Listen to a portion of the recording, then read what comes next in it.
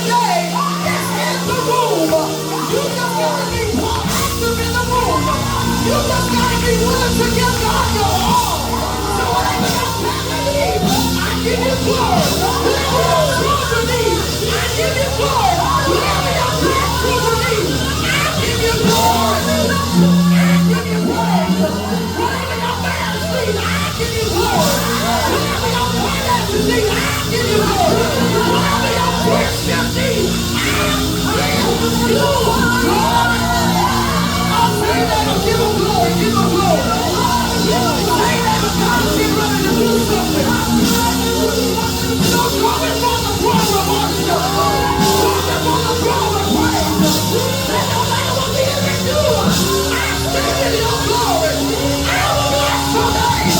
I will magnify your name. I will give you glory. I will. You better say it. You better say it. You better say it. You better say it. Come on now. Come on now.